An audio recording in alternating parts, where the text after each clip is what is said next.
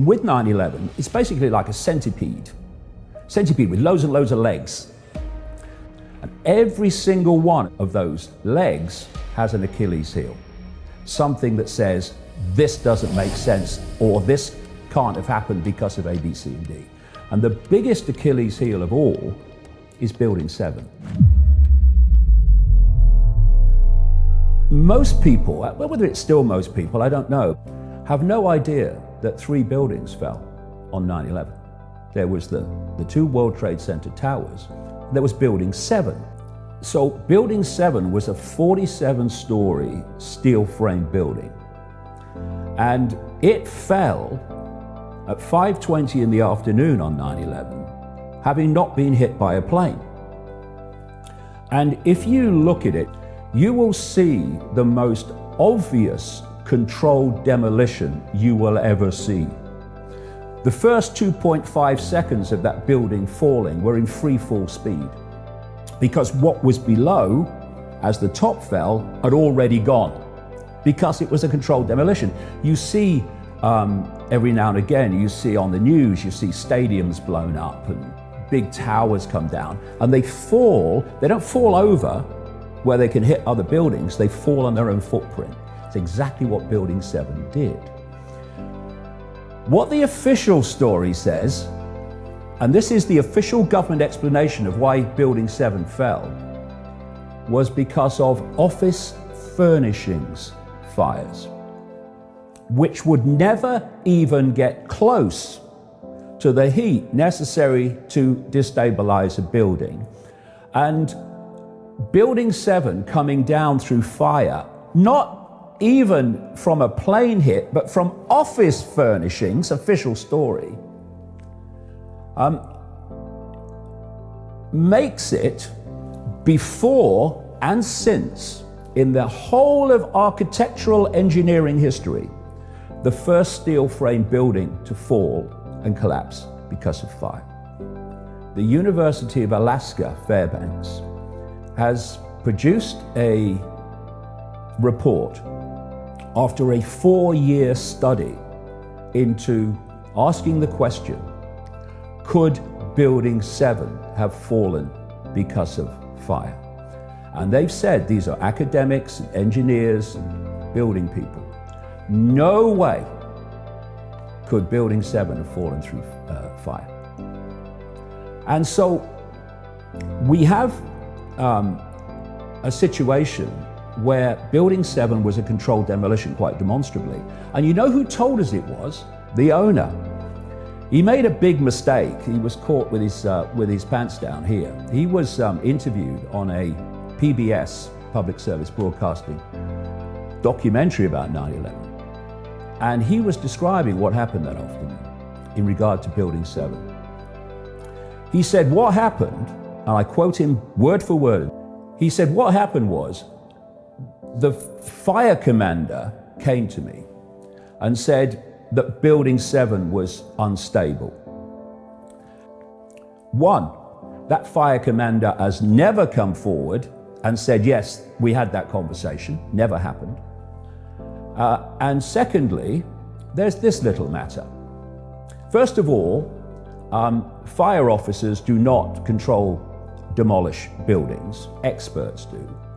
And secondly, it takes weeks to put the charges in the right places within a building the size of Building 7 for the building to be made to fall on its own footprint in a controlled demolition, which is exactly what Building 7 did.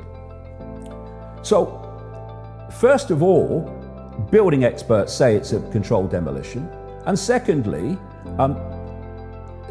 Silverstein said it is, and describes a story of how it came down, which is absolutely impossible.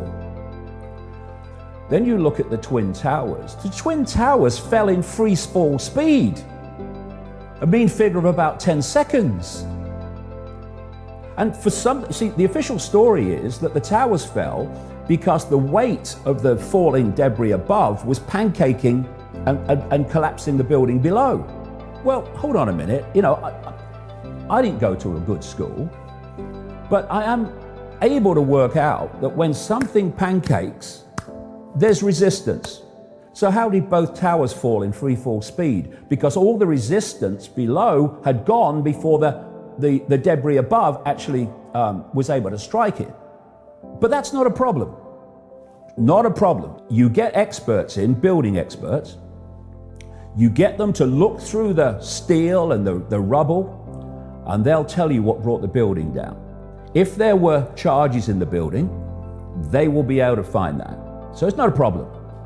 Except the man in overall charge of the criminal investigation into 9/11, in the hierarchy underneath him, the decision was made to clear the World Trade Center site as fast as possible of the rubble and the steel in both the Twin Towers and Building 7 and take it to scrap yards in New Jersey, the New York area.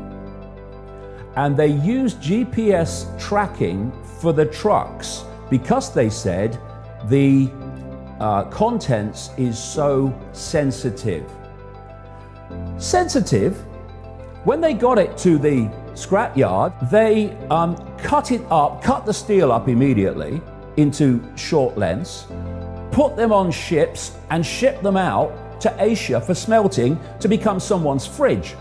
The engineers and people that were seeking to investigate how the towers came down, all three of them, were outraged that the evidence was taken away so fast, as it was, by the way, with the Oklahoma bombing of the Murrah building in 1995. There's a few firsts in 9/11, a few never happened befores, including the suspension of the laws of physics, by the way. Whenever there's an air crash of any kind, the investigators establish the nature and proof of identity of the plane or planes. And they do this very simply with every crash. They take the parts they found, and every one has a serial number. They then check the maintenance logs of the plane, which every time a part is changed, and there's some called time change parts, which have to be changed in a period, whether they're damaged or not, or worn or not, they have to be changed. And they see that the maintenance log code for that part and the code on the part found at the crash are the same. Every crash does that, because then they know, yes, the identity of the plane. On 9/11, to this day, that has never been done.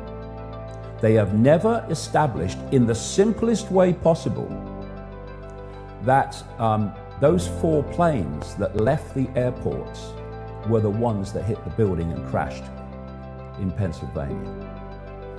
And I know this for a fact because the FBI had had to admit it. There was a Freedom of Information Act request for the documentation showing that that was done to prove that the planes that left the airports were the ones that crashed. And the FBI replied, that was never done, and the reason why is the identity of the planes was never in doubt. Well, when you read the book, you'll find that the identity of those planes was absolutely fundamentally in doubt in terms of whether they were the same planes. I say they weren't. How about this? Every time there is a hijack, the first thing a pilot has to do is punch in a 4-digit code immediately. It takes that long. And on the ground, they realize there's a hijack. Happens every time, except on 9/11. None of those pilots on those 4 planes, none of them punched in the hijack code that day. Like I say, it's never happened before all over this story. And so you have a situation where a house of cards that is so blatantly a pack of lies has gone uninvestigated and unchallenged by the mainstream media for 18 years. And that is another insult to those who died and loved ones left behind.